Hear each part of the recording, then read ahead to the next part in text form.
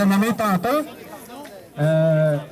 On a des gens des îles de Madeleine aussi qui sont ici. Et puis, on est plus ici. On est allé à Restigouche, on a pris cette chose-là. On essaie d'aider toutes les régions dans l'Est. C'est pas facile, c'est pas un grand au Québec, Gaspé. Mais on va en parler à l'intérieur. Puis une petite date, c'est ce que je vais vous dire de nous. Oui, il y a M. Fortier qui a dit « Choisissons entre ça, le pognon, ou de l'eau pure, de l'air pur, des sols en santé. On n'a pas besoin de choisir. On peut avoir tout ça. Nous autres, aux îles de la Madeleine, on a des industries qui sont très vivantes, qui sont la pêche et le tourisme. Puis, il y a des compagnies gazières qui viennent nous dire qu'ils vont nous apporter la richesse. Puis, on les croit pas. Parce que la richesse, on l'a déjà. Ça, c'est vrai. Ça, c'est sûr. On a des poissons dans la mer. Ils sont bons. Si vous venez aux îles, vous allez voir. Puis il y a des gens qui viennent d'Asie, du Japon, pour acheter notre crabe. Puis j'ai parlé avec eux par interprète interposé. Puis ils ont dit, si vous foirez dans le golfe, oubliez-nous. Ça, c'est la richesse. La richesse, elle est là. On l'a, puis on ne veut pas de la poudre aux yeux. C'est la même chose partout. C'est la même chose à Bécancour, c'est la même chose dans toute la vallée du Saint-Laurent, c'est la même chose à Anticosti, c'est la même chose à Cacouna, c'est la même chose à Gascapé-Guègue. J'ai été partout faire des manifestations, c'est la même chose partout. On a déjà la richesse. Puis on a de l'eau pure, puis on a de l'air pur, puis on veut la garder, puis on veut tout. Ah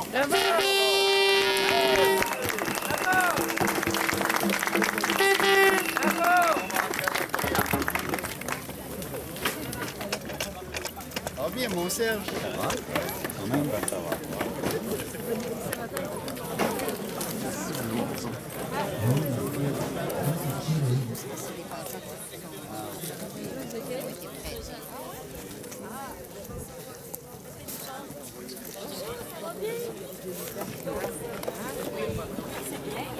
Oui, il m'en faut pour ligne.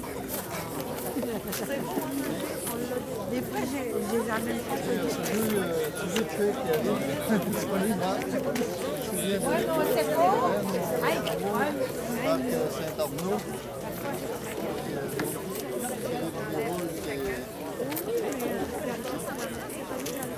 C'est les voisins qui... Mais on a déjà Marc, c'est grave. Je connais un professeur de Stone Voisin.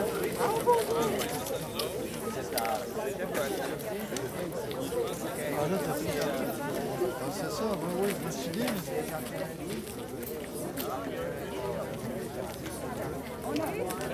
Ah, il est décédé, genre, oui, c'était un ami de jeunesse, on a regardé ensemble. T'as connu Jacques? Non, j'ai pris la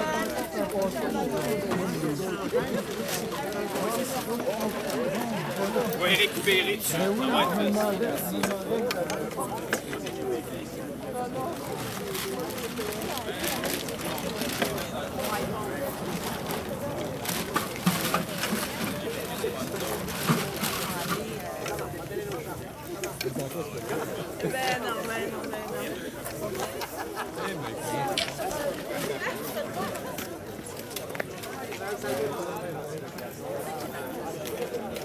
Ok, parfait. Allez. Là, c'était... Hey, allô, allô, François? Ben oui, allô? Allô? Monique, François? Ben oui, je me suis transformé en caméraman tout d'un coup parce que j'ai trouvé qu'il en manquait. Ouais, c'est bon. Avant ça, je faisais du tapage avec les tambours. À un moment donné, j'ai changé de... Prends-nous des photos pour la police, là! Ouais. En tout cas, bref, finalement, je me suis fait un super grand comme mais ça me prend pas Oh mon Dieu! grand. dans la récolte. Ben écoute, il y a eu un gel, nous autres, dans la suite. Fait que là, il me restait juste des grosses citrouilles, puis quelques courses que j'avais pas ramassées. Peut-être pas ici. Bravo, c'est super ce qu'il y a dans la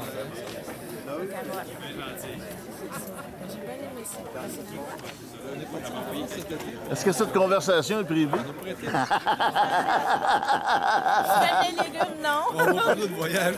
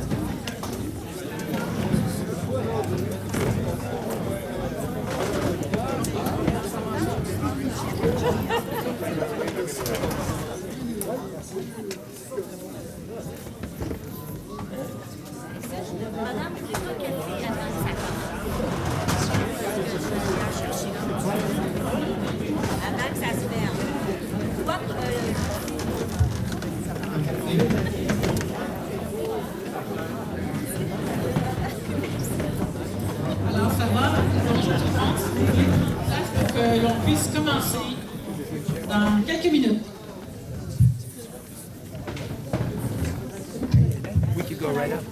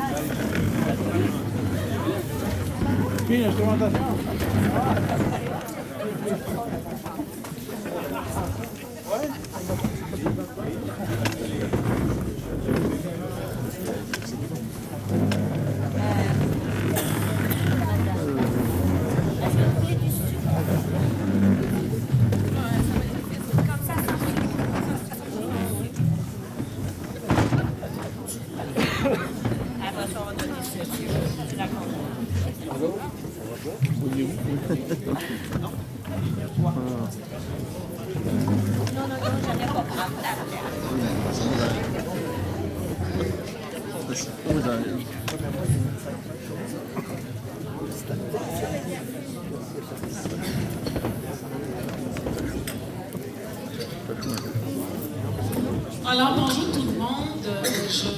Pendant qu'on finit de s'installer, on veut quand même commencer pour vous permettre de profiter aussi du programme d'aujourd'hui. Alors, je me présente, mon nom est Marie-France Benoît, je suis militante du comité de Saint-Bonaventure. Alors, bienvenue à tout le monde et on disait justement devant qu'on avait un beau problème parce qu'on constate qu'on commence à manquer de chaises. Alors, c'est magnifique de vivre ce problème-là.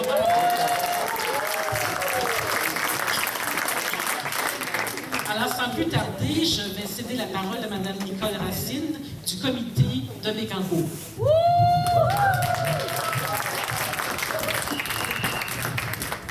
Bonjour tout le monde. Alors, au nom du comité de citoyens responsables de Bécancour, j'aimerais vous souhaiter à tous la bienvenue. Vous l'avez vu dans notre coquet et charmant village, mais qui se trouve au cœur d'une grande région convoitée par les gazières. Aujourd'hui, nous sommes tous là pour manifester notre opposition à toute fracturation du sous-sol avec la sempiternelle et même longue liste de bonnes raisons. Nous désirons conserver notre milieu de vie sain, garder les gens en santé et offrir un avenir agréable aux générations futures.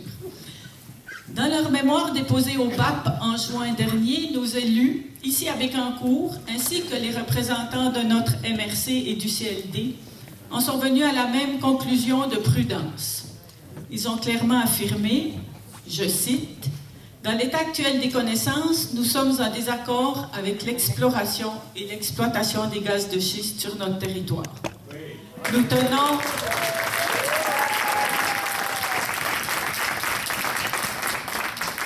à les féliciter, ce qu'on vient de faire, et nous les remercions. Nos inquiétudes, aussi locales soient-elles, rejoignent en cette journée mondiale contre la fracturation l'inquiétude de toutes les populations qui ne voient pas cela d'un bon œil. L'acceptabilité sociale n'est pas rencontrée. La majorité des sondages démontrent qu'environ 75% des citoyens s'y opposent. Alors, soyons solidaires et ne cessons de répéter non au gaz de schiste et non à la fracturation.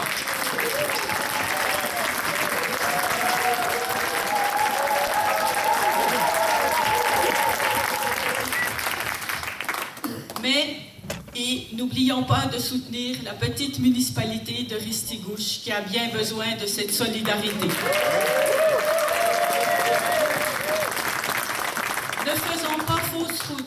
L'avenir énergétique est ailleurs, on le sait tous, et ce ne sont ni le règlement laxiste sur la protection de l'eau de notre gouvernement, ni un encadrement et une surveillance impossible à appliquer qui nous convaincront. Non, jamais! D'ailleurs, le plan stratégique de développement durable de Bécancour fait une place importante aux actions qui favorisent la qualité de l'eau, de l'air et des sols. Alors, suivant l'inspiration de Jean-Guy Dubois, notre maire, qui a pour slogan « Bécancour, une ville en vert et en bleu ». Appliquons ce slogan à tout le Québec. Le bleu pour ce magnifique fleuve à préserver et le vert pour cette campagne qui nous entoure, nous nourrit et est indispensable au bien-être de tous les Québécois. Alors, localement, régionalement et en ce 11 octobre, mondialement, serrons-nous les coudes. Merci.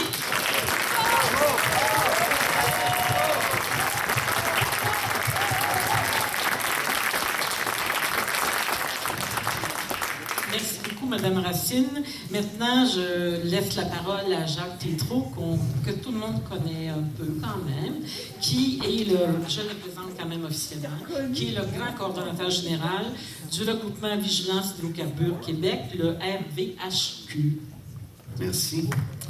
Merci, Mme Marie-France.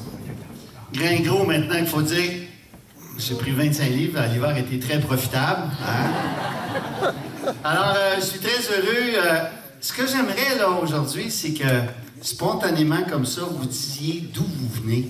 Parce que j'ai l'impression que j'ai vu des gens de la Beauce arriver, j'ai vu des gens d'un peu partout.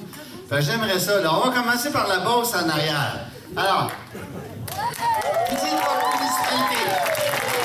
Donc,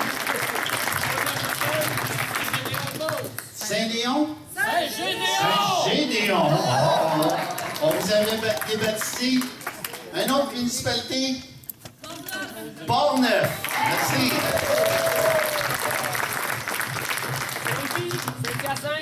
Saint-Hyacinthe. La présentation. Nicolet. Montréal. France? Moi, c'est Belleuil. Belleuil. Mont-Saint-Hilaire. Saint-Pierre-les-Béquets. Drummondville. Trois-Rivières. Rimouski. Lanaudière.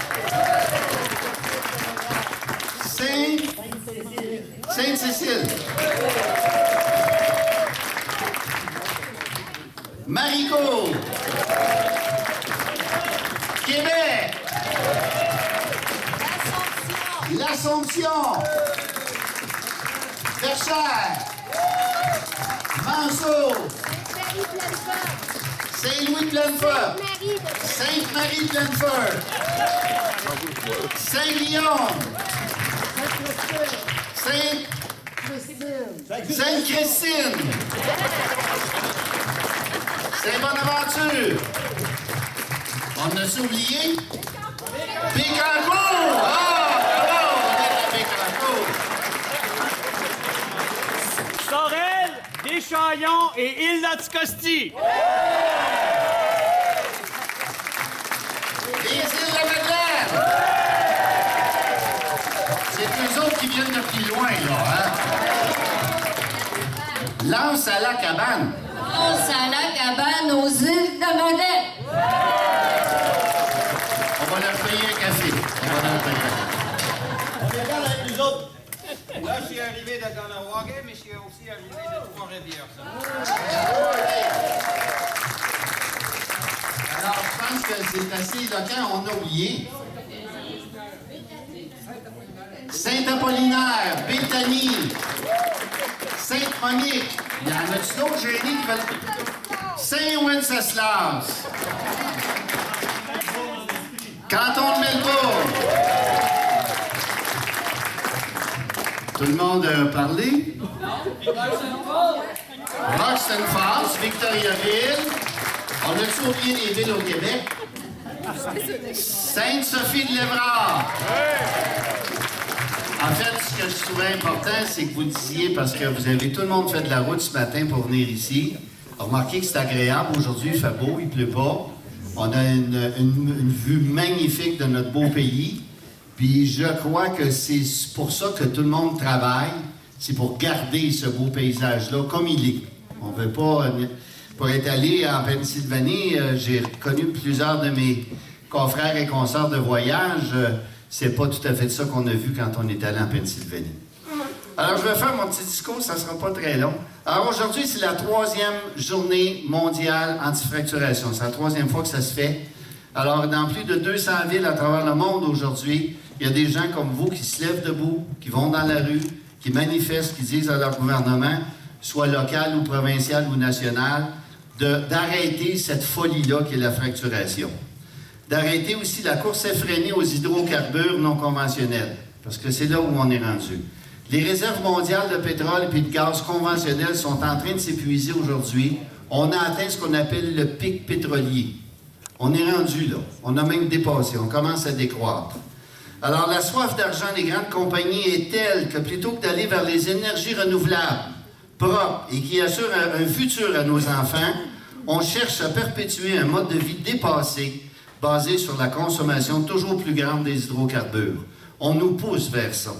Écoutez une partie de hockey, vous allez voir combien d'annonces de véhicules automobiles on vous rentre dans le crâne d'une soirée. C'est assez impressionnant. C'est pour ça que j'écoute plus le hockey d'ailleurs. La technique de fracturation utilisée pour aller chercher au plus profond de la Terre les dernières gouttes de pétrole ou de gaz est digne de la plus pure barbarie. Comment peut-on, en 2014, penser qu'injecter des milliers de litres de produits chimiques dans le sous-sol, en y ajoutant des milliers de livres de pression, ne causera pas de dommages? Comment peut-on même oser le faire? C'est incroyable. Alors pourtant, c'est sans vergogne et sans aucune gêne que ces géants de l'industrie le font, et en toute impunité, sous le regard approbateur de nos gouvernements. Vous savez que l'idée d'un tribunal international pour les écocides fait de plus en plus son chemin partout sur la planète.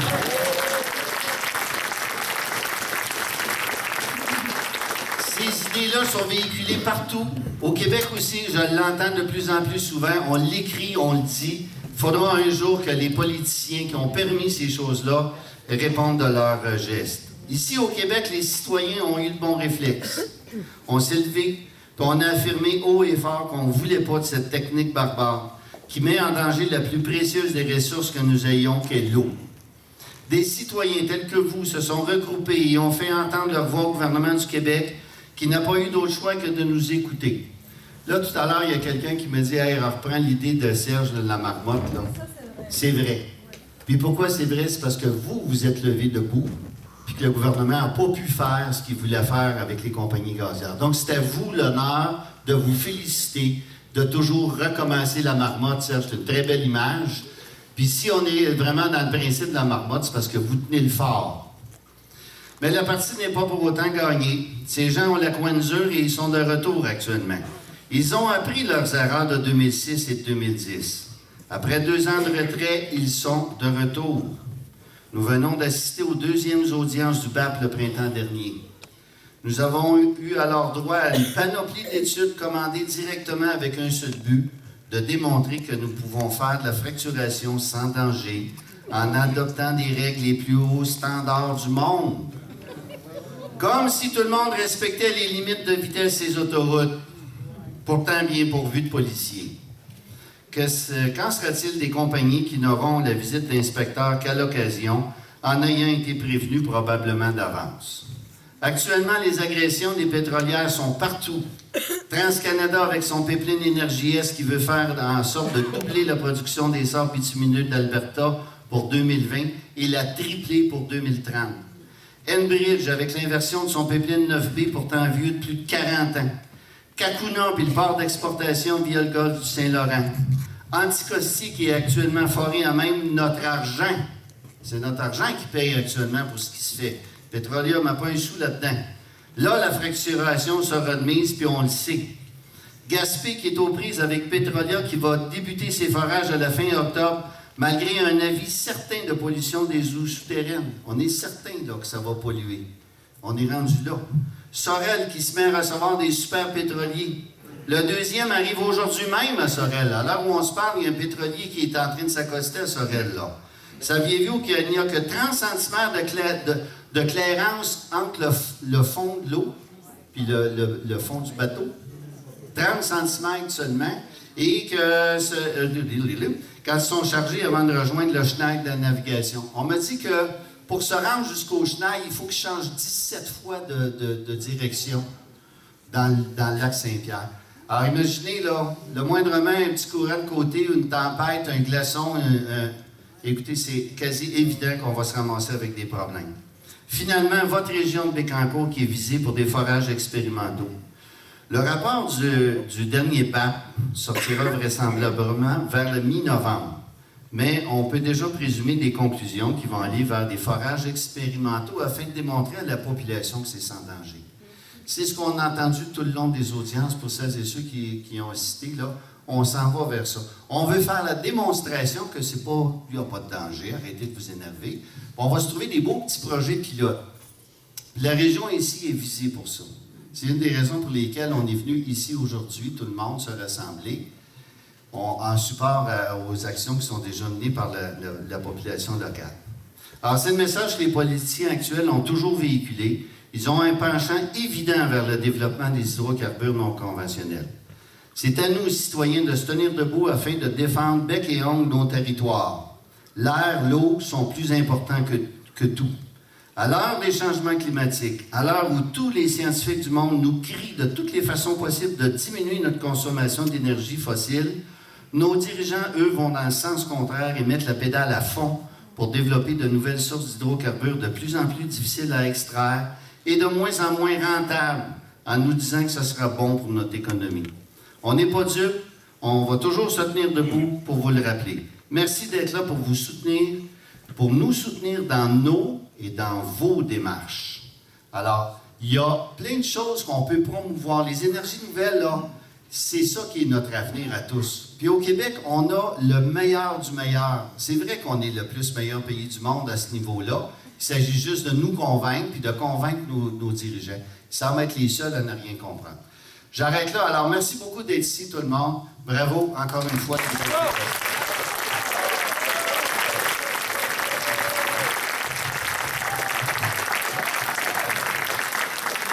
Jacques, maintenant, on va céder la parole à une grande complice, une grande militante de la région de Gaspé, Lise Chartier, qui n'a pas pu être avec nous.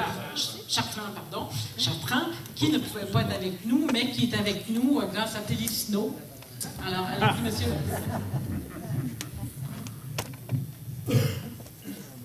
Est-ce que vous voyez bien? Oui. Aujourd'hui, tout le monde, on se rassemble autour de la cause de la protection des belugas et leur environnement. Et aussi, on voudrait se servir de ce rassemblement pour vous dire que ce que vivent les belugas, nous, ici à Gaspé, on le vit aussi en ce sens que dans quelques jours, va débuter un forage qui va s'étendre sur 2 km pour rallier 4 puits justement de pétrole qu'ils veulent développer ici, tout près des maisons, à quelques centaines de mètres de nos maisons et à même pas 1 kilomètre de la baie de Gaspé.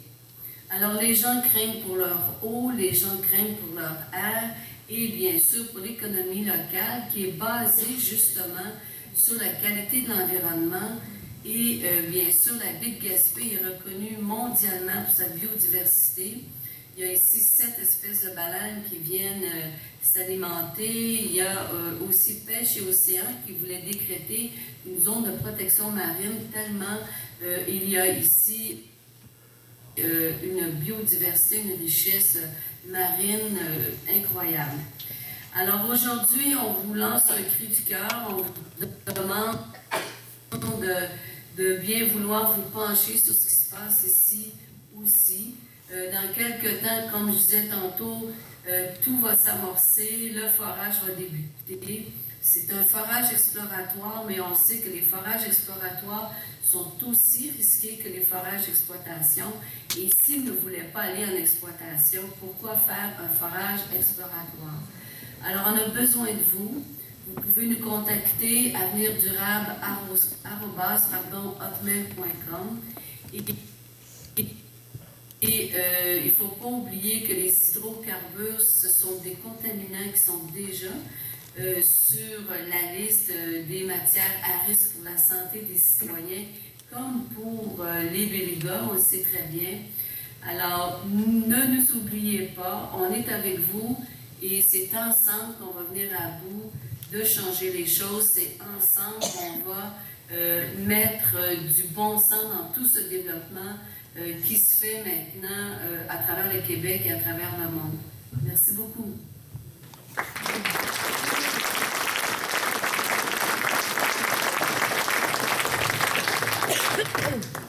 Alors, merci beaucoup. De loin, on a une pensée quand même pour la belle région de Gaspé et Ristigouche et toutes ces luttes qui sont portées. Maintenant, j'appellerai Dominique Champagne, qui est aussi un grand militant de la défense de la terre, de l'eau, de l'espace et parti. Bonjour tout le monde, il fait beau dehors, on a envie d'en profiter. Je vais tenter par tous les moyens de ne pas être trop long. J'ai envie de vous dire que ce qui se passe, il y a 4 ans, il y a eu une levée de bouclier importante de la part de gens comme nous, et c'est l'implication, la mobilisation des citoyens qui a réussi à stopper l'invasion du gaz de schiste qui était en cours. Ils étaient à 3 soirées d'information publique prêts de procéder, et il y a eu une levée de bouclier. Aujourd'hui, la situation, malgré l'extraordinaire prise de conscience collective qui a lieu à l'égard de l'impact des énergies fossiles extrêmes dans nos milieux de vie, je n'ai pas le sentiment que la situation s'est améliorée beaucoup.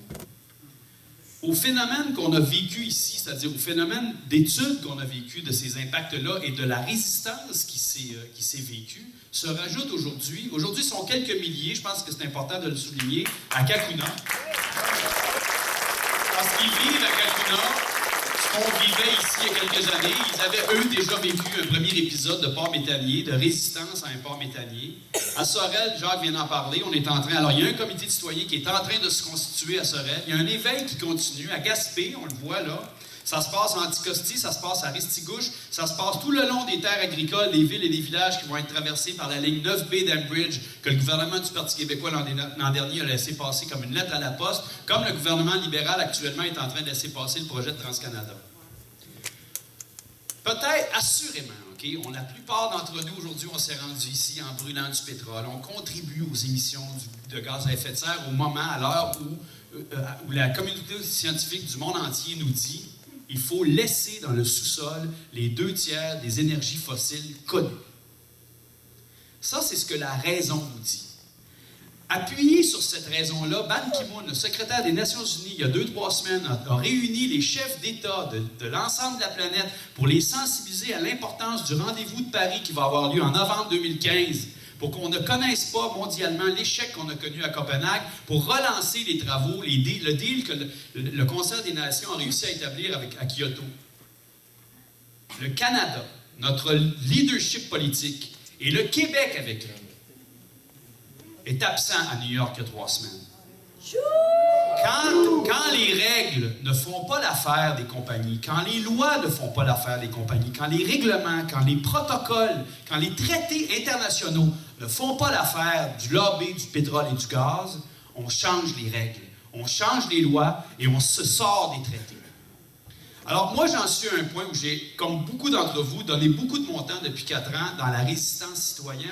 Et je suis désolé d'admettre aujourd'hui que c'est très difficile de faire confiance à la classe politique, comme c'est très difficile de faire confiance à la classe industrielle. On le sait, les travaux du BAP, au premier jour de la commission du BAP, je suis personnellement allé rencontrer avec Serge Fortier et d'autres, le ministre de l'Environnement de l'époque, Arcan, pour lui dire « Les dés sont pipés, on les connaît, les conclusions de votre rapport, et c'est innommable de dépenser 5, 6, 7 millions de fonds publics pour servir l'industrie, pour donner à l'industrie les études et les outils pour faire en sorte qu'on puisse établir la pertinence de l'exploitation du gaz de schiste au Québec. » On a un choix de société important à faire. Les Allemands ont eu un débat important, la première économie d'Europe, le printemps dernier, alors que les Russes, à cause de ce qui se passe en Ukraine, menacent de couper leur arrivée de gaz naturel. Il y a un débat en Allemagne et l'Allemagne, qui vient décider au lendemain de Fukushima de tourner dos au nucléaire, a décidé de ne pas s'aventurer dans la fracturation hydraulique.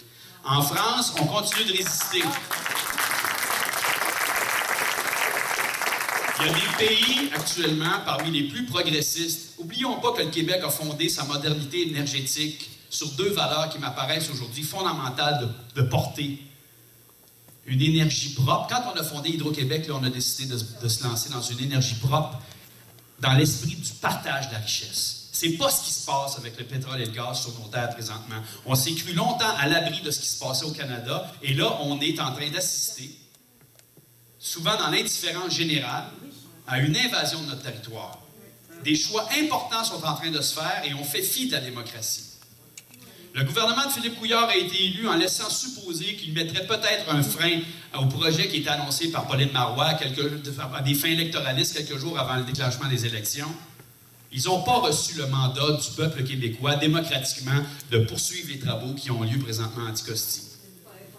C'est pas de ce côté-là des choses qu'on veut s'investir. Maintenant, je conçois qu'on est tous dépendants au pétrole et au gaz et qu'on ne va pas s'en libérer demain matin. Alors, moi, ce que j'exige, là où j'en suis aujourd'hui, c'est qu'il faut exiger que le Québec se dote d'un plan crédible de sortie du pétrole, d'éloignement du pétrole. Des pays comme le Danemark sont en train de le faire. Au lendemain de l'échec de Copenhague, le gouvernement danois, recevant la gifle, assumant l'échec, a décidé de lancer un défi à la classe des ingénieurs, notamment au Danemark, pour qu'on se dise, est-ce que le bonheur commun consiste à se rapprocher du pétrole, à s'enfoncer davantage dans l'exploitation des énergies fossiles qui sont mortifères, ou bien est-ce qu'on ne doit pas se donner tous les moyens pour s'éloigner du pétrole et du gaz? Et au Danemark, c'est ce qu'on fait présentement. Et mon Dieu qu'on serait fiers au Québec de dire, après avoir fondé notre modernité énergétique sur des énergies renouvelables, des énergies propres et le partage de la richesse, qu'on va continuer dans cette lancée-là, que notre modèle, notre phare, c'est le nôtre. C'est celui sur lequel on a bâti une société dont on peut être fier et qui a des exemples en Allemagne, au Danemark et ailleurs qui ne sont pas ceux de l'Alberta ou du Dakota du Nord ou de la Pennsylvanie. J'ai envie de vous dire que, malheureusement, on souhaiterait, par exemple, que le Parti québécois soit une force aujourd'hui de critique, mais il s'est complètement discrédité dans l'exercice de son pouvoir. Et je le dis sans esprit partisan. Ce que je veux vous dire, c'est qu'on est quoi, 100, 200 aujourd'hui? Il ne faudra pas, dans le dossier du gaz de schiste, leur laisser un quart de pouce. Il n'y a pas d'acceptabilité sociale et tout le projet de l'industrie. Pour ceux qui ont écouté Tout le monde en parle la semaine dernière, Arcan le dit très bien. Il s'échappe un peu, il ne contrôle pas complètement son discours, mais il dit tant qu'il n'y aura pas d'acceptabilité sociale, il n'y en aura pas de projet. Alors qu'est-ce qu'on fait? On attend. On attend quoi? Que les citoyens se fatiguent, qu'ils se lassent, parce qu'il y en a des citoyens, vous le savez, hein, on en passe des heures, et c'est pas de gaieté de cœur qu'on est là ce matin, alors que moi, je suis en train de jardiner, là. hein, dans ma plate-bande, puis je suis ici un matin. Ça me tente-tu d'être ici un matin? Il n'y a personne qui est là de gaieté de cœur. Mais on ne peut aujourd'hui ne s'appuyer que sur nous-mêmes. La démocratie a besoin de nous. La raison scientifique qui exhorte les chefs d'État à prendre les décisions pour qu'on s'enligne dans la bonne direction. Et pour moi, la bonne direction, c'est doter le Québec d'un plan crédible d'éloignement du pétrole. Le bonheur commun...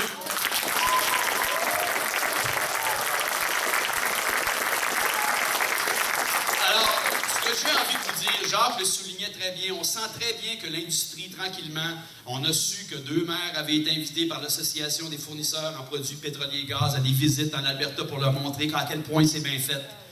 On le sait en Anticosti que la population est otage d'une espèce du discours de la pensée magique qui fait qu'on va créer des jobs et qu'on va pouvoir rendre viable l'économie anticostienne. On le sait qu'à Sorel, on va écouter ce discours-là et partout. Hein, on le connaît, le discours. La démocratie a besoin de nous. La guerre est loin d'être gagnée. Il ne faut pas être cynique. Il ne faut pas s'épuiser en multiples mobilisations, mais c'est important, je pense, de transmettre l'information parce qu'un des pires ennemis qu'on a, c'est l'ignorance, c'est l'indifférence, c'est la résignation des gens. Et c'est en s'appuyant sur ce que nous, on peut faire comme citoyens. Et on a réussi. On l'a réussi. On a stoppé l'industrie du gaz de schiste il y a 2 ans. Et il faut continuer à réussir. Merci.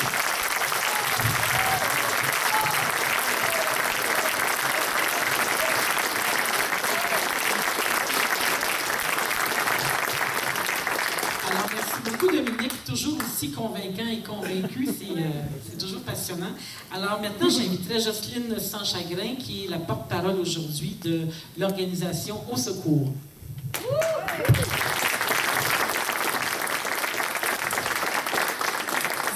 Au Secours tenait à participer à cette 3e journée mondiale contre la fracturation.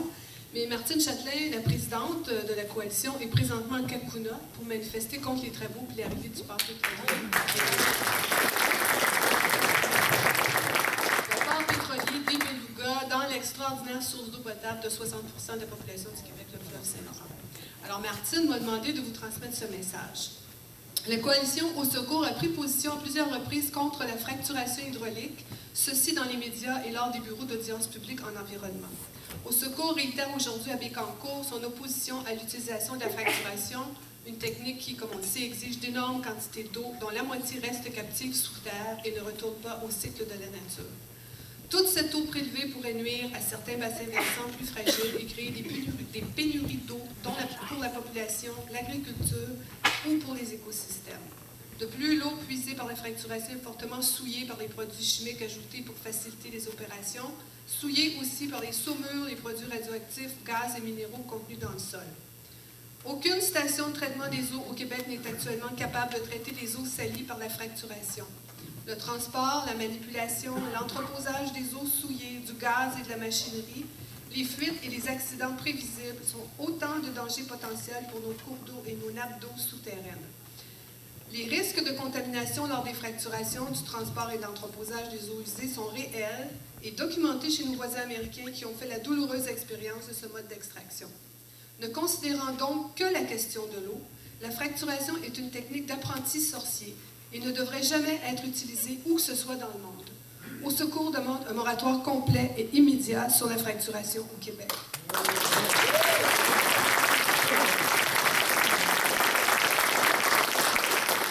L'eau est un bien commun public géré par nos élus. C'est un trésor national. Le pétrole et le gaz ont des alternatives. L'éolien, par exemple, le solaire, l'hydroélectricité, la biométhanisation des déchets. L'eau, elle, est irremplaçable. L'eau est la première ressource naturelle du Québec, plus précieuse que l'or ou tous les hydrocarbures.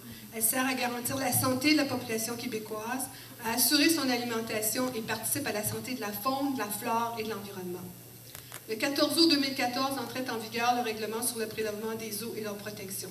Ce règlement permet la fracturation à la condition de maintenir une distance très insuffisante, de 500 mètres entre les puits d'eau potable alimentant plus de 20 personnes et les zones de forage. Rien ne protège donc les puits individuels et les puits d'eau potable pour le bétail ou l'agriculture. L'eau souterraine est menacée par les fracturations horizontales permises sous des nappes d'eau dont la profondeur et les déplacements n'ont pas encore été étudiés. Les cours d'eau ne sont pas mieux protégés contre les fuites ou déversements de gaz et hydrocarbures.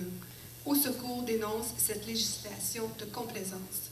Les industries gazières et pétrolières sont soumises à trop peu de surveillance de la part d'un ministère du Développement durable qui souffre de sous-financement. Ce ministère n'est plus en mesure de faire son travail de protection du bien commun et défend les intérêts des compagnies. Les municipalités et les citoyens doivent avoir le droit de se prononcer et de choisir le monde dans lequel ils veulent vivre et élever leurs enfants. La Coalition Au Secours les soutiendra toujours.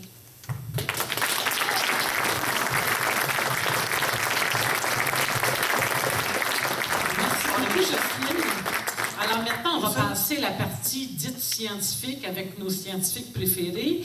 Mais Jacques reste simplement un petit message quelques minutes avant de passer à l'autre partie. Merci, Marie-France. C'est difficile, elle, de la faire changer. Hein. Elle est très, très stricte quand elle anime, c'est correct. Juste souligner la présence parmi nous de... Là, on a fait le tour de la province à peu près, mais on a aussi des gens des Premières Nations. Je pense que je suis très heureux de vous voir parce que c'est une composante importante de notre lutte. Le territoire, vous êtes aussi des gardiens de ce territoire-là, comme nous. Alors, on vous souhaite la bienvenue, puis beaucoup, je pense aussi à Stewart, non, pas Stewart. Non. Stone. Stewart vous salue. Hein? L'aîné et le jeune, là, tout le monde est dans le Warrior. Vous le savez, on est avec vous, c'est pourquoi je suis là. C'est ça. Mais je suis là aussi parce que j'ai des amis en France et en Angleterre qui font de quoi aujourd'hui aussi. Là, on va aussi faire circuler une feuille, si vous voulez mettre votre nom, votre adresse, qu'on puisse avoir une idée, là, c'est pas obligatoire. Les gens qui veulent, j'abuserai pas. Merci beaucoup.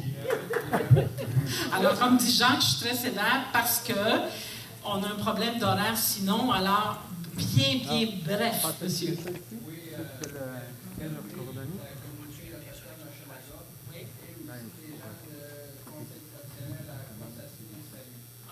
Alors, donc, de la communauté Hochelaga et Aquaporté. Alors, merci beaucoup de votre présence et de votre solidarité. Maintenant, je vais céder la parole à Céline Marié de Saint-Bonaventure, qui est une biologiste extraordinaire, qui a une grande capacité de vulgarisation. Alors voilà, la parole est à toi pour 15 minutes. Oui. Bonjour tout le monde. J'essaie aujourd'hui avec vous de vous donner quelques notions qui concernent l'eau de toutes les basses-terres du Saint-Laurent. Puis il y a des trucs particuliers qui concernent les campos aussi. En fait, c'est pour vous donner quelques outils de discussion. Parce que les scientifiques, dans le fond, ils font plein de recherches, puis il faut que ça serve après ça. Et donc, mon rôle ici, c'est d'avoir décortiqué une recherche en particulier, puis d'essayer de vous transmettre des éléments qui sont importants là-dedans, puis qui peuvent éventuellement vous servir. Merci. Donc, l'étude a été menée par un groupe d'hydrogéologues de l'Université du Québec à Montréal, de l'INRS, de Concordia. Ils sont toute une joyeuse gang qui ont travaillé et la publication s'est faite du rapport vers le mois d'août 2013. Donc, ça fait déjà un petit bout de temps. L'étude porte sur les eaux souterraines des basses-terres du Saint-Laurent. En fait, ce que les hydrogéologues cherchent à savoir, c'est ce qu'eux appellent le bruit de fond.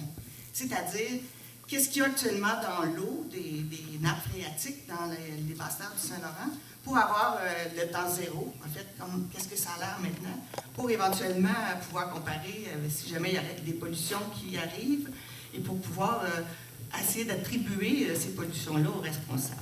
Alors, la recherche porte sur des puits domestiques, des puits municipaux et des puits d'observation. On a cherché les hydrocarbures légers, le méthane, l'éthane, le propane, 2 gaz rares, l'hélium et le radon. Je vais vous parler surtout de l'hélium, pas vraiment du radon. On a essayé de faire les signatures isotopiques que je vais vous expliquer tout à l'heure brièvement. Et on essaie de déterminer la provenance de ces substances-là. Si on les trouve dans l'eau, d'où viennent-elles, ces substances? L'étude couvre 14 000 km², il y a 130 puits d'étudiés, donc ce que je vous disais, résidentiels municipaux d'observation. 130 puits au total. Voici la carte. Voici la carte de la zone d'étude. Je vais changer de main. Alors, vous voyez ici, ça c'est le lac Saint-Pierre, okay, le fleuve Saint-Laurent, le lac Saint-Pierre. Donc, on a étudié toute cette région-là, ici jusqu'au contrefort des Appalaches, et un peu sur la rive sud, la rive nord, mais c'est surtout dans les basses-terres ici. Nous, on est actuellement à peu près là. Okay? Et ce que vous pouvez remarquer sur la carte, c'est que les zones d'études, je rechange encore demain. Ah, c'est écrit trop petit. Je ne sais pas si vous voyez ce que j'ai écrit. Je vais juste vous montrer que où on est actuellement, on est super bien entouré par des puits de gaz de schiste. Alors là, vous avez le puits de Champlain qui est sur la rive nord, qui a été foré fracturé. Vous avez le puits de Gentilly qui était aussi foré fracturé. Le puits de... je ne suis plus capable de le lire. Bécancour, OK, fracturé aussi. 2 puits à Saint-Grégoire qui ont été forés mais pas fracturés. Et finalement, un dernier puits à Sainte-Gertrude qui a été foré et non fracturé. Fait que nous, on est au milieu actuellement de tous ces beaux puits-là. Les résultats qu'on a obtenus dans cette étude-là, 90% des puits à l'étude possédaient du méthane. Il y avait du méthane à l'intérieur. Et on peut voir que le méthane, il y en avait dans 117 puits. La moyenne n'était pas très élevée, 3,81 mg par litre, ou des ppm si vous préférez, mais il y en a un maximum qui était à 45,91 ppm. Il y avait de l'éthane dans 42 puits et du propane dans 10 de ces puits-là. Le puits qui contient 45,9 ppm est à Bécancour. C'est le puits ROC 09, donc il est ici. 18 des puits qui possèdent du méthane ont des concentrations plus grandes que 7 mg par litre. Donc, on est exactement là. Le puits qui est à 45, qui est ici, c'est la région de Bécancour. Le méthane. On ne sait peut-être pas, là, mais le méthane, c'est d'abord un gaz incolore, inodore et sans saveur. Okay? Donc, on ne détecte pas à moins de mettre un produit dedans pour lui donner une odeur, ce qu'on fait d'ailleurs pour nos poêles à gaz. C'est un gaz qui n'est pas absorbé par l'organisme, donc pas par la peau, mais c'est un asphyxiant simple, c'est-à-dire qu'il remplace l'oxygène dans vos poumons s'il est présent en grande quantité. Donc, on peut mourir d'asphyxie avec le méthane, et il est inflammable et explosif. Donc, il saute à partir d'une certaine concentration si vous avez une étincelle proche. Dans l'eau, le seuil d'alerte, c'est 7 mg. Okay? Ça, c'est le seuil d'alerte. On est supposé déjà commencer à intervenir si on trouve au moins 7 mg de méthane dans l'eau. Il faut faire de la ventilation et modifier notre système d'alimentation en eau si c'est plus grand que 28. Et le puits dont je vous ai parlé tout à l'heure à Bécancour, il était à 0,9. Oui, celui-ci. Je vous rappelle la différence entre deux types de méthane. En fait, c'est toujours du méthane, ça a toujours les mêmes propriétés inflammables, les mêmes propriétés asphyxiantes. Mais selon l'origine du méthane, vous avez du méthane qu'on appelle biogénique. C'est un méthane qui va être formé près de la surface du sol par l'activité de bactéries qui vont décomposer, fermenter de la matière organique. Et ces gisements-là sont souvent des petits gisements. Okay? Alors que le méthane qu'on appelle thermogénique est un méthane qui est produit dans les profondeurs, très très profondément habituellement, par craquage plutôt que fermentation, donc craquage de kérogène, de genre d'hydrocarbures, sous la forte pression et forte température. Ce méthane-là est souvent accompagné d'éthane et de propane, ce qui n'est pas le cas de l'autre méthane dont on a parlé avant, le méthane biogénique. Donc l'un comme l'autre, c'est le même méthane, c'est juste que c'est l'origine qui diffère.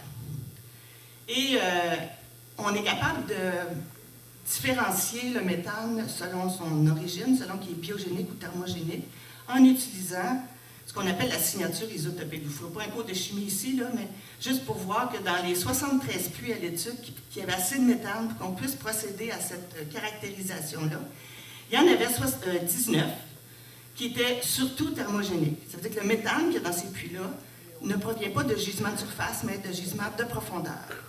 Et 31 des puits où on a pu faire la signature, ce qu'on appelle la signature isotopique, donc retracer l'origine du méthane, c'était du méthane surtout biogénique.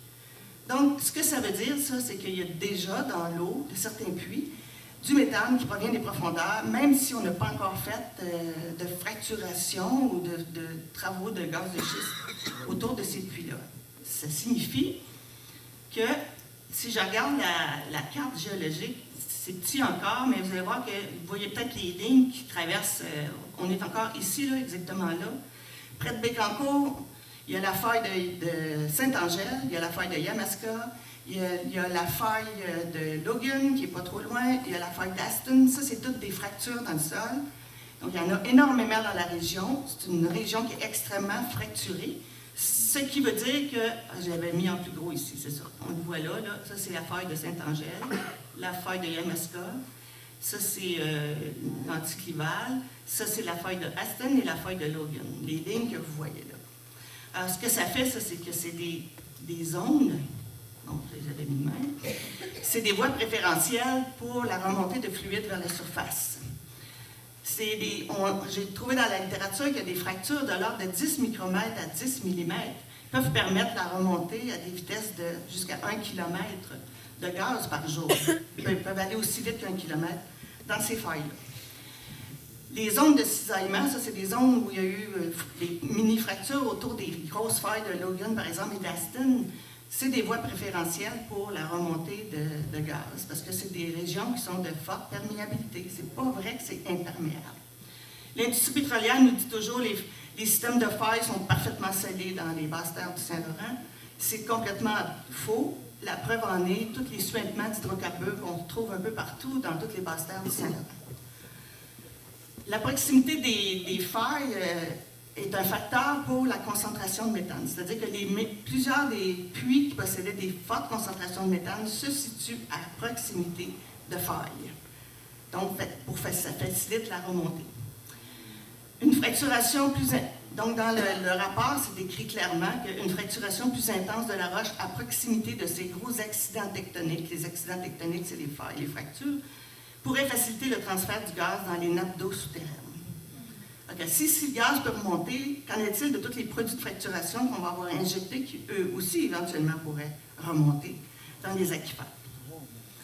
Le deuxième dont je voulais vous parler, à part du méthane, c'est l'hélium. L'hélium, c'est un gaz rare. Il y en a dans l'atmosphère, vous en respirez, c'est un gaz inerte. Et il est en faible concentration. On ne l'appelle pas rare pour rien.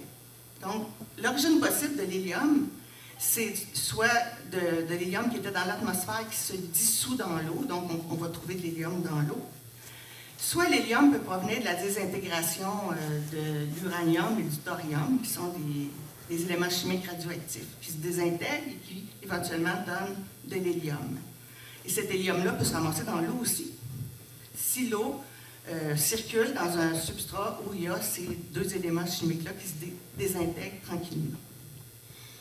Alors, dans les aquifères du bassin versant de la rivière Bécancour, donc on est encore ici, on a trouvé de l'hélium dans des valeurs de 10 à 1000 fois plus concentrées que ce qui serait normal si c'était de l'hélium atmosphérique qui se serait dissous dans l'eau.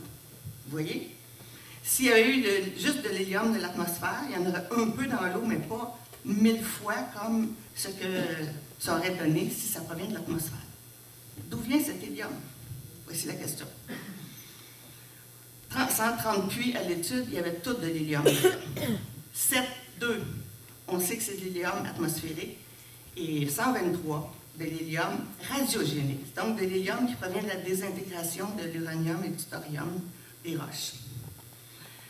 L'hélium, donc présent dans l'eau, est radiogénique, provenant de la désintégration, comme je vous le dis. Normalement, cet hélium-là va s'accumuler dans l'eau avec le temps. Pour avoir des concentrations aussi élevées, on peut penser que l'eau, dans l'aquifère, a gagné de l'hélium tranquillement au fil des années, on a gagné, et il est rendu avec des concentrations aussi élevées. Possiblement. Sauf que pour accumuler autant d'hélium, il faudrait que l'eau qui est dans l'aquifère soit aussi vieille que 2800 à 520 000 ans. Ça prendrait tout ce temps-là pour accumuler tout cet hélium. Alors qu'en réalité, l'âge de l'eau est autour de 30 à 50 ans, mettons 40 ans. Ce qui veut dire que ce n'est pas un processus des roches qui sont de l'eau et dans les roches, mettons, ce n'est pas ces roches-là qui se sont tranquillement, qui ont libéré de l'hélium. Parce que l'eau, elle a juste 30 à 50 ans. Et ça aurait pris 200 000 ans avant que ça s'accumule. C'est pas ça. C'est le seul mot que je suis en espagnol. Je suis meilleure en latin. Migration de l'hélium depuis des formations plus profondes, ce qui veut dire qu'il y a vraiment une transmissivité verticale à travers les formations géologiques pour atteindre la surface des aquifères. Des failles là-dedans. La forte concentration d'hélium se retrouve dans l'eau des pluies résidentiels et municipaux, dans le centre du Québec plus particulièrement. Tu sais, si on compare toutes les basses terres du Saint-Laurent, c'est plus dans le centre du Québec. Donc, ici, Drummondville, entre autres. Et comme pour le méthane, la proximité d'une faille est liée à une activité accrue de l'hélium. Autrement dit, ce que ça veut dire, le méthane et l'hélium, on va en trouver plus dans l'eau des aquifères qui sont en bordure, qui sont près des failles. Ce qui veut dire que ces failles-là vont permettre la remontée de substances à partir des profondeurs. J'ai fini. Ça finirait là.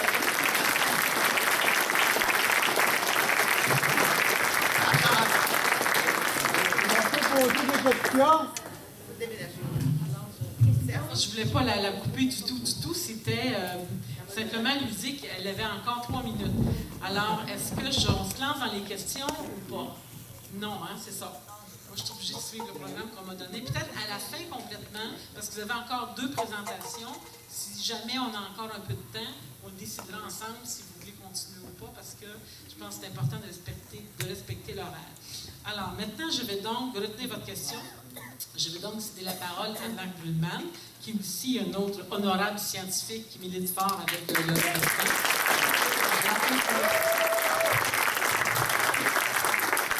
Merci. Je veux juste vous dire que je n'ai pas la verve peut-être de Dominique Champagne, mais je partage entièrement les propos qu'il vous a laissés tout à l'heure.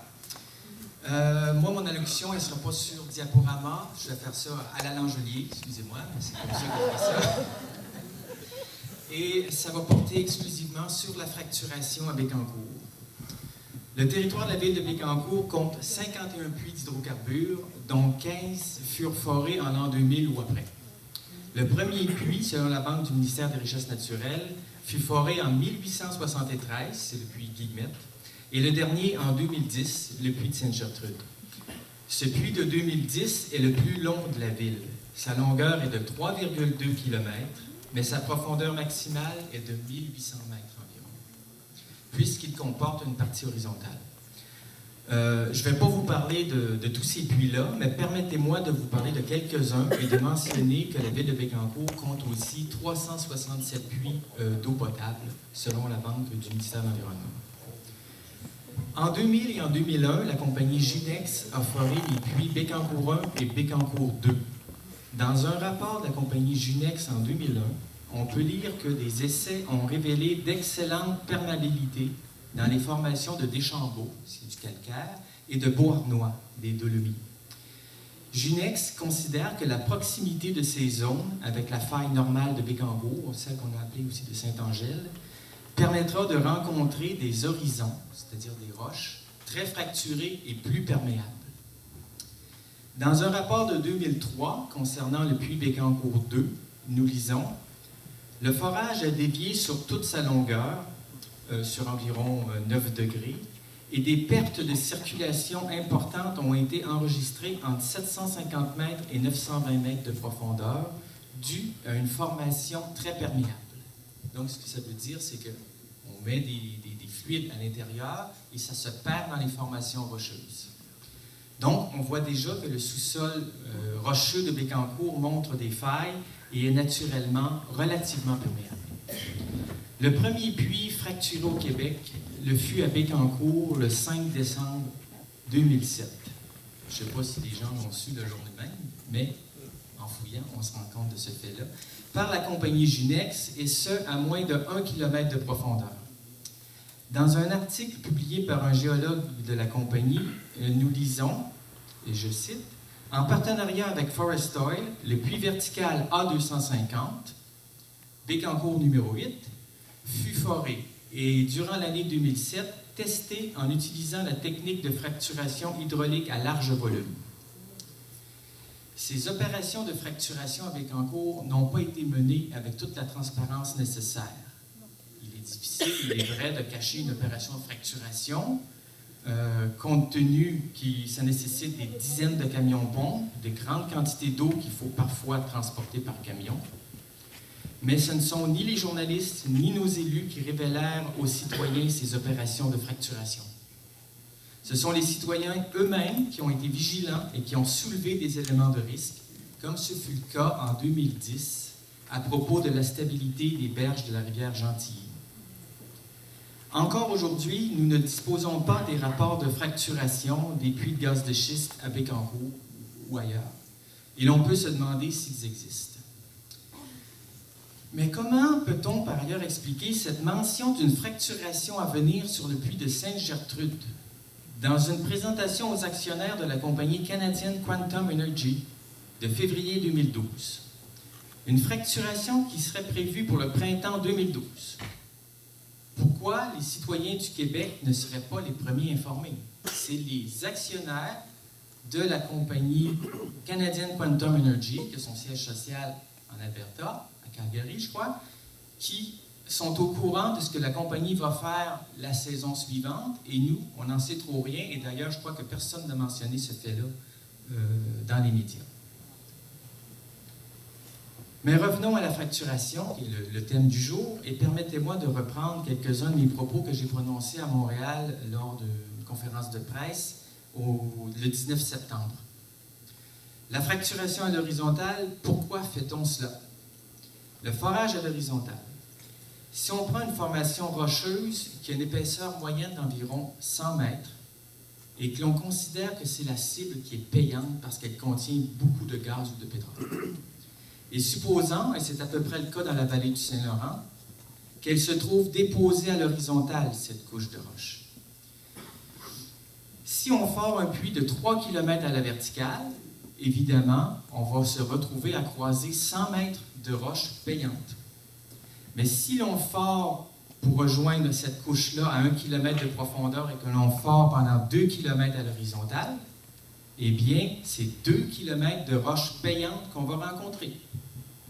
Donc, pour une même longueur de puits, 3 km, le débit de gaz va être 20 fois supérieur parce qu'on a traversé 20 fois plus de roches payantes qui contiennent du gaz ou du pétrole. Donc, d'un débit non économique à la verticale, on peut obtenir un débit qui devient économique en forant à l'horizontale. Et c'est pourquoi, dès la fin des années 80, les géologues du ministère des Richesses naturelles du Québec désiraient forer le schiste de cette manière-là, autant à Bécancour qu'un peu plus loin. Et puis ça, on a appelé ça le projet Villeroy. Pour la fracturation, c'est beaucoup plus intéressant. Supposons qu'on a un tube de production d'une quinzaine de centimètres de diamètre, c'est ce qui est utilisé comme standard dans l'industrie gazière.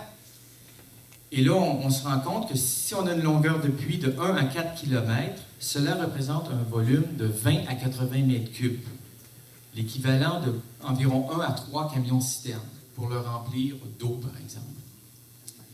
Avec la méthode de fracturation, on appelle souvent fracking, les volumes d'eau utilisés pour casser la roche vont de 1000 à 70 000 mètres cubes, comme c'est le cas en Colombie-Britannique.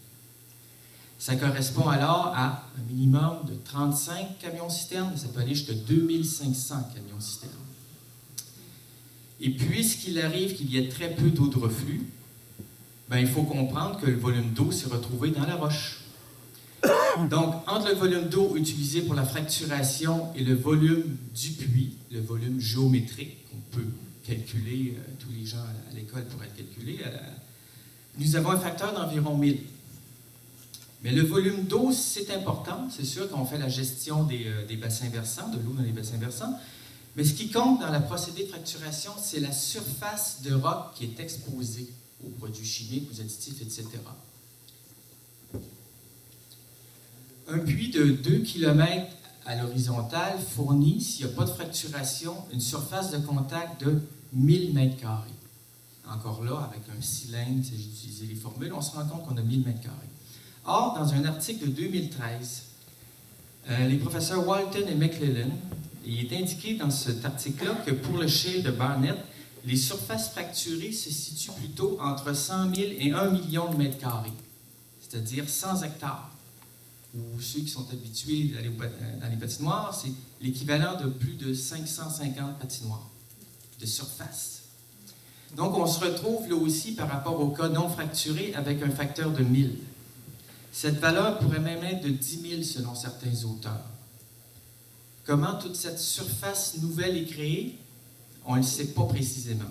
Dans le même article, il est mentionné, et je traduis le texte, « Nous ne pouvons faire aucune affirmation à l'effet que les fractures soient naturelles ou non, ou si elles sont soutenues par des grains de sable ou non, et nous ne pouvons rien dire non plus sur leur espacement et leur longueur, pas plus que sur leur nombre et leur localisation. » Ce qu'il faut comprendre, c'est que la fracturation, ça change radicalement la donne. Car c'est comme si, d'un puits conventionnel, on pouvait maintenant en forer 1000 à la fois. Parce que la surface de roc exposée, comme je vous dis, elle est 1000 fois plus importante.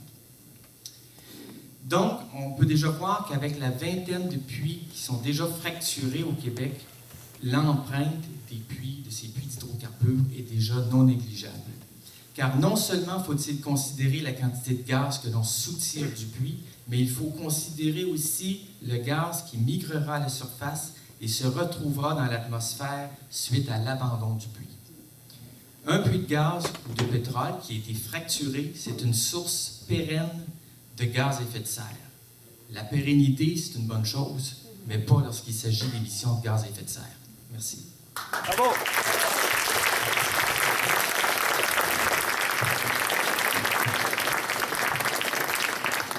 Alors, merci beaucoup, Marc. Maintenant, le dernier conférencier d'aujourd'hui, Richard Langelier, de Saint-Bonaventure.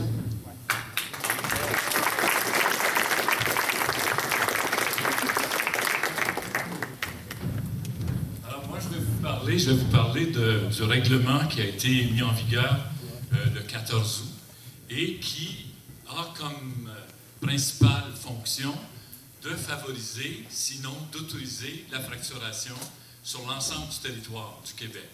Et ça, c'est important de le saisir parce qu'on a fait un règlement qui est taillé sur mesure pour Gaspé et Anticosti, mais il faut bien voir qu'une fois que la machine est lancée, ça va pouvoir s'appliquer sur l'ensemble de notre territoire.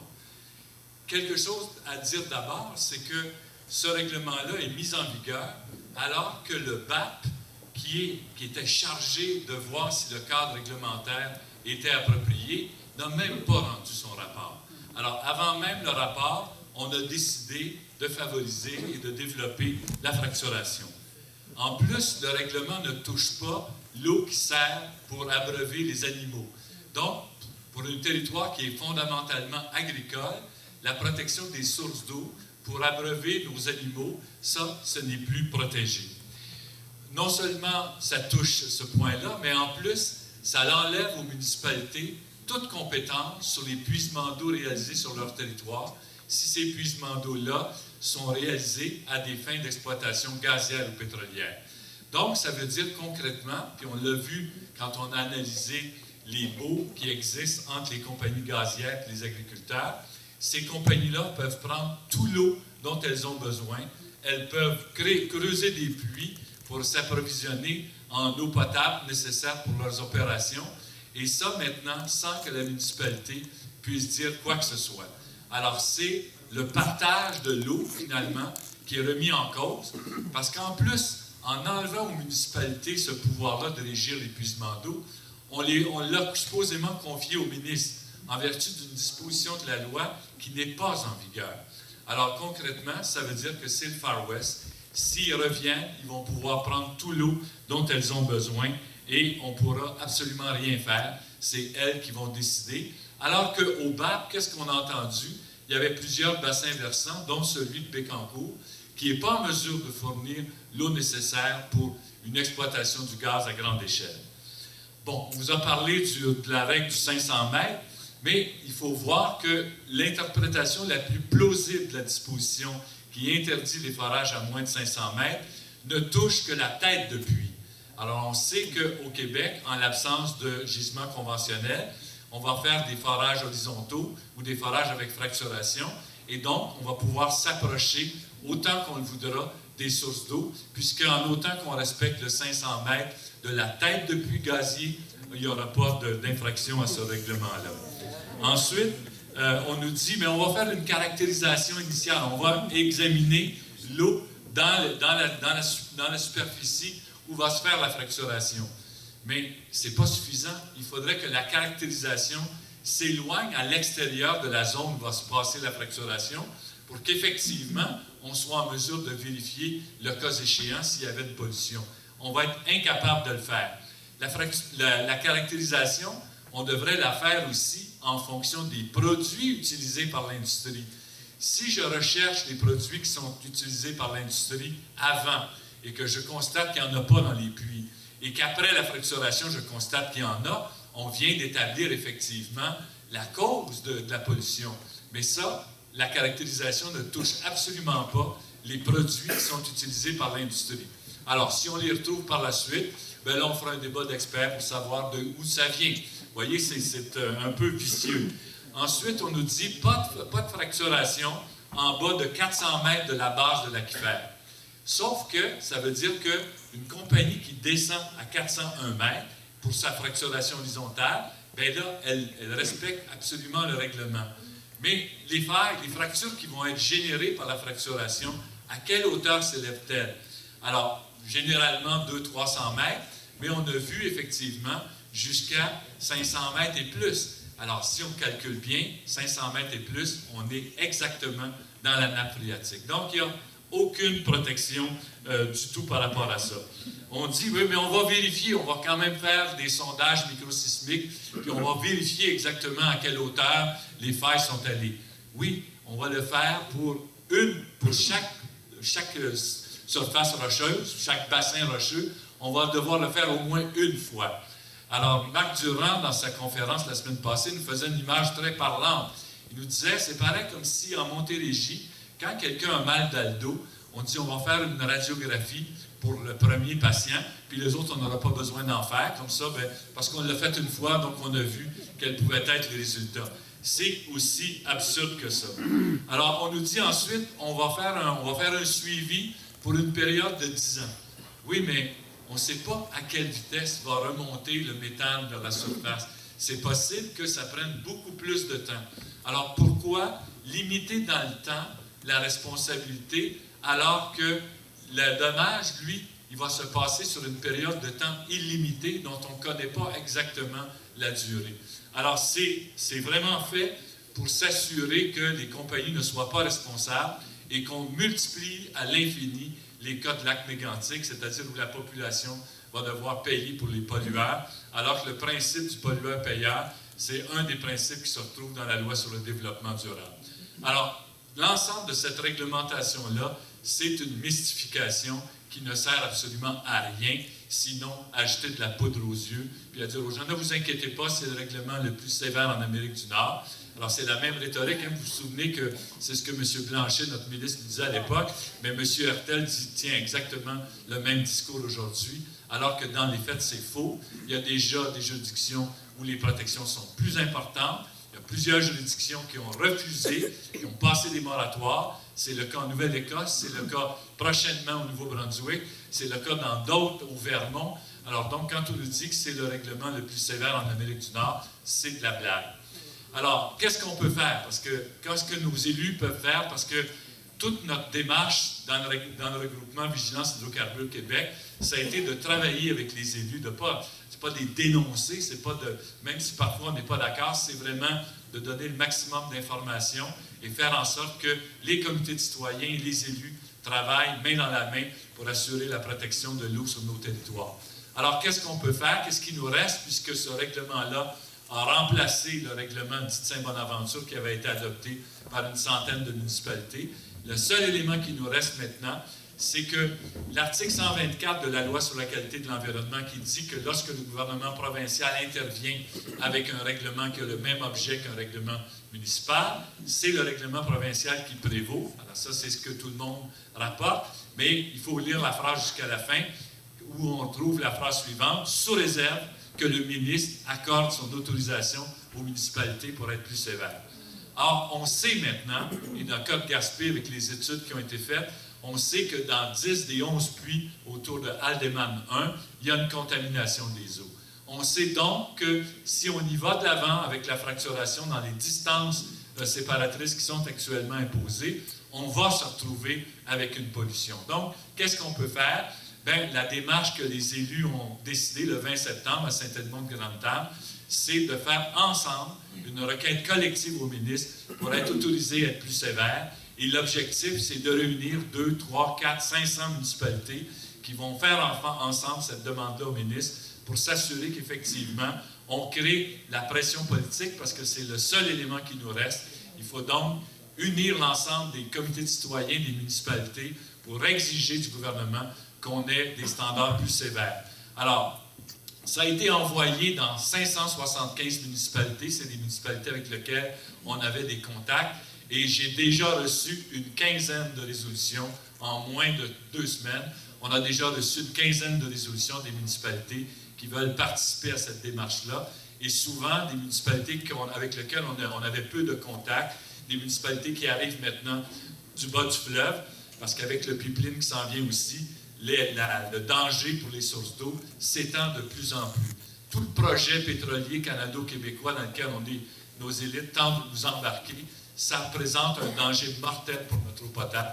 Alors, il faut donc que les comités de citoyens continuent de travailler avec leurs élus pour faire en sorte qu'elles se joignent, les municipalités, le plus de municipalités possible, se joignent à cette démarche collective pour créer ce rapport de force-là dont on souhaite le plus possible qu'on va réussir à monter un véritable rapport de force pour exiger qu'on protège davantage nos sources d'eau. Je vous remercie.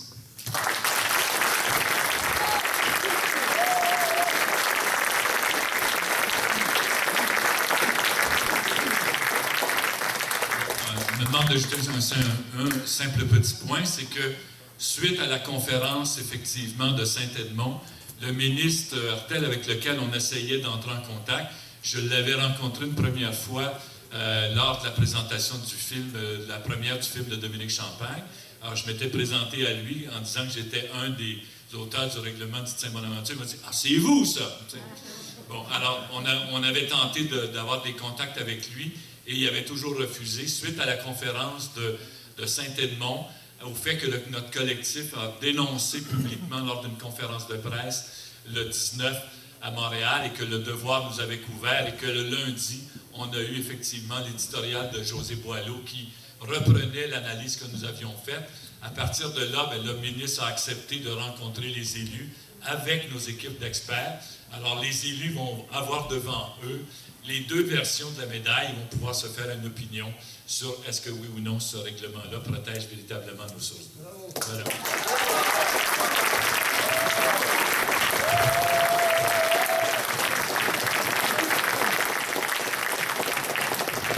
Alors, je regarde l'heure, on est quand même à vraiment un timing extraordinaire. Il est midi, c'était prévu justement pour la finale, mais j'aimerais vous laisser choisir. Est-ce que vous souhaitez que l'on prenne quelques questions ou vous voulez que Jacques termine ici la rencontre? Alors, quelques questions. Est-ce que vous êtes d'accord? Oui. Bien. Alors, qui lève la main? Oui, madame. L'équipe de la municipalité de Bécancour au sujet du règlement sur l'eau, est-ce qu'il y a des contacts qui ont été faits? Oui. OK. Alors, qu'en est-il? Oui. Monsieur Langelier, qu'en est-il de la municipalité de Bécancour au sujet du règlement sur l'eau? Est-ce qu'il y a des contacts qui ont été faits? On a envoyé à la municipalité la démarche, la requête avec les documents qui l'accompagnaient. Je l'ai adressé directement à M. le maire ici et je pense que ça va suivre son cours. Bécancour, à ma connaissance, n'avait pas adopté le règlement sur l'eau. Dans la MRC de Bécancour, il y a un débat. Il y a un certain nombre de municipalités qui avaient déjà adopté le règlement sur l'eau. D'autres ne l'avaient pas fait. Alors là, de toute façon, ce qui est important de savoir, c'est que de se joindre à la démarche pour être autorisé à être plus sévère n'exige pas d'avoir adopté le règlement dit de Saint-Bonaventure. On peut, même si on n'a pas adopté, faire une demande au ministre pour être autorisé à être plus sévère que le règlement provincial. Donc, même si les municipalités de la région de Bécancour ne l'avaient pas adopté, ils peuvent tout à fait se joindre à la démarche collective. Ce n'est pas une obligation de l'avoir déjà adopté. Bien. Alors, Serge, une question? Oui. Oui, la question s'adresse à Mme Marié. Concernant le méthane thermogénique qu'on trouve dans les puits d'eau potable, Est-ce qu'on s'est penché sur la possibilité que ce méthane-là, en plus de monter par des failles géologiques déjà présentes, puisse aussi remonter via les anciens puits forés qui ont été bouchés, mais qu'on sait pertinemment, vous avez vu dans les médias, les activités qu'on a faites à des puits abandonnés et qui fuient même du sol. Donc, si le méthane sort du sol, à côté du tube de l'évent, possiblement que ça doit passer dans les nappes phréatiques et dans nos nappes d'eau. Dans l'étude dont je vous ai parlé tout à l'heure, il n'est pas question de ça. C'est-à-dire qu'ils ont trouvé du méthane thermogénique, mais ils n'ont pas fait l'étude pour aller voir d'où venait exactement le méthane thermogénique. Est-ce qu'il venait du groupe de Lorraine qui est au-dessus du chef d'Utica? S'il venait vraiment de l'Utica? Est-ce qu'il passait par des failles ou par des puits abandonnés? Il n'y a pas cette réponse-là dans cette recherche. Oui, juste un complément d'information. Dans le cas de Bécancour, on n'a pas la réponse, mais je crois que les études qui ont été faites aux États-Unis et au Canada démontrent qu'il y a une très, très forte probabilité que c'est par cette voie-là de communication que les nappes phréatiques sont endommagées. C'est la partie supérieure des enveloppes des puits qui cause problème. Je voulais juste vous demander si vous savez que vous, les citoyens très préoccupés par ces matières-là, peuvent affecter, renseigner les Premières Nations aussi sur ce qui se passe. Parce que, vous savez, nous, on a participé, le Conseil traditionnel Mohawk, aux travaux de VAP de gaz de schiste. Là, vous pouvez trouver ça sur le site web, comme des dires contre les oléoducs à l'Assemblée nationale. Okay? Mais est-ce que vous savez que vous pouvez prendre les travaux de nos nations, une nation autochtone, et aller parler à un de vos voisins autochtones avec ça? Parfait. Parce que moi, je l'ai fait en Wallinac. Je viens d'ailleurs. OK? Et vous pouvez le faire aussi. Oui, je crois qu'il faut établir des voies de communication. J'ai été invité à l'Institut de développement durable des Premières Nations québécoises et de Terre-Neuve-Labrador. Mais s'il y a d'autres voies à emprunter, je suis intéressé à le faire. Et autant M. Langelier que Mme Marié et d'autres scientifiques seraient intéressés à le faire. Tout à fait. C'est une bonne suggestion d'ailleurs. Oui, ici. Juste un petit point d'information. C'est juste des questions. Question. Change en question, comme à l'Assemblée nationale. Je me questionne et je me réponds. J'étais au VAP à Saint-Hyacinthe et j'ai constaté que gaz, c'est-à-dire méthane, biogénique, thermogénique, les gens se complaisent à confondre ça. On oublie. Les experts, soi-disant des ministères, n'ont jamais admis qu'il y avait deux sortes. Ils ont dit, on peut en voir tant qu'on veut. Juste un commentaire. Questions et réponses. C'est des menteurs, voyons. Ah, bon, c'est pas ça. Pas dur à répondre, ça. C'est élémentaire, Watson. OK. Est-ce que je vais prendre des questions? Oui, madame, ici de Belleuil. J'aimerais savoir, quand les gazières vont venir ici dans la région, est-ce qu'il va falloir, c'est la seule solution, c'est de s'attacher au puits, comme ils ont fait à Montréal? Parce que je crois que c'est ça. Est-ce qu'il y en a dans la salle qui seraient prêts à aller s'accrocher au puits pour arrêter ça? Je pense que nous, en tant que citoyens, ça va être la seule solution. Malgré que j'adore la solution de M. Langelier, de travailler avec les élus, c'est parfait. Mais si ça ne marche pas, on va aller s'attacher au puits. Il va falloir le faire. C'est un autre débat. Mais c'est une question que je pose. Oui, c'est un autre débat que vous pourrez peut-être reprendre dans une assemblée officielle du regroupement. Ça, le lieu peut-être approprié pour prendre ces orientations-là. Alors, je prendrai peut-être une dernière question. Oui, monsieur, vous allez lever la main.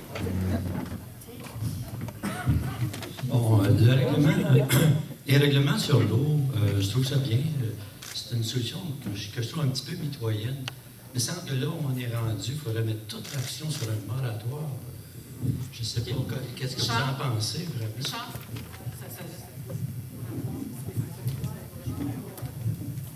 Ben, c'est sûr qu'un moratoire, ça serait l'idéal. C'est certain que le précédent gouvernement nous en avait promis un qui n'a finalement pas abouti. Alors, c'est certain qu'il faut comprendre que les règlements municipaux, ça a sa limite, là. On ne peut pas demander aux municipalités de faire ce qui devrait normalement relever du gouvernement. Le problème, c'est que nos gouvernements sont très pétroliques, ils sont très en faveur du développement pétrolier sous toutes ses formes. Alors, qu'est-ce qu'on peut faire?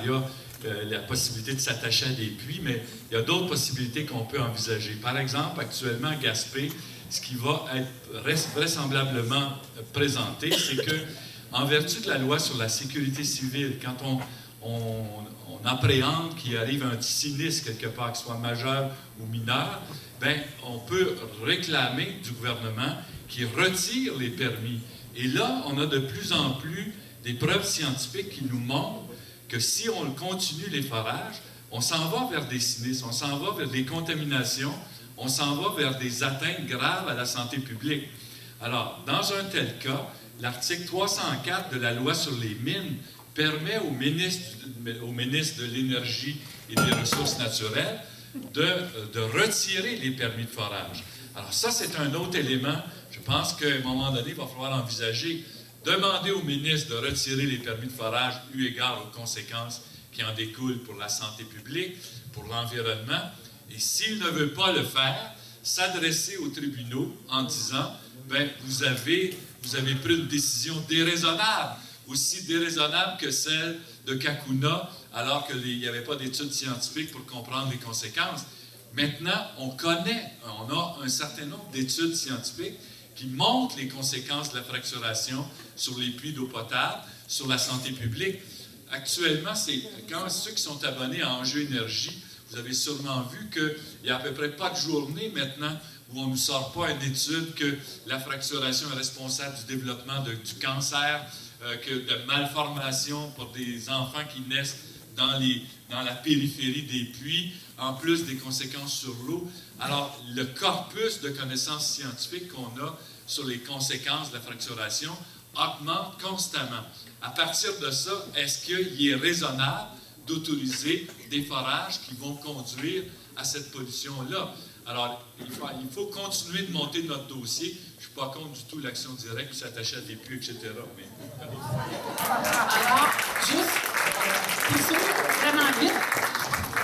Je voulais mentionner aussi qu'il faut faire valoir le point politique suivant, c'est que nos voisins, que ce soit le Nouveau-Brunswick incessamment, l'île du Prince-Édouard, la Nouvelle-Écosse, il y a aussi Terre-Neuve-Labrador, il y a le Vermont. Donc, tous nos voisins limitrophes disent non à la fracturation hydraulique. Pourquoi nous, on dirait oui? Même l'Ontario, à une époque, était contre. Le problème, c'est peut-être pas posé dans les mêmes termes là-bas, mais je ne crois pas qu'il soit favorable à la fracturation hydraulique en Ontario. Alors, le mot de la fin, merci pour votre attention et votre écoute. Je vais vous souhaiter un bon congé pour les jours qui viennent. Et la parole maintenant à notre coordinateur préféré, Jacques. Merci. Alors, très rapidement, merci beaucoup tout le monde de vous être déplacés aujourd'hui. Ça nous a fait du bien. Moi, en tout cas, ça m'a énergisé beaucoup. Puis je pense que les gens qui travaillent fort au niveau de l'exécutif et du comité de coordination sont très heureux de voir tout le monde ici parce qu'on travaille souvent trop chez nous, là. Ça fait extrêmement bien de se voir. Le 26 octobre à Sorel, il y a une marche qui se prépare pour le comité local qui est en train de se mettre en place là-bas, organise une marche pour essayer de dénoncer la venue de façon très sournoise de ces pétroliers-là dans notre beau fleuve Saint-Laurent. Alors, si vous êtes libre le 26 octobre, mettez ça tout de suite à votre agenda. Il va faire beau, c'est certain. On va vivre une belle journée d'automne. On va aller marcher avec les gens de Sorel, Tracy, puis tous les gens de Boucherville qui voient passer ces trains-là, ces bombes ambulantes-là. Alors, un grand merci à tout le monde et bon retour à la maison. Bon dimanche.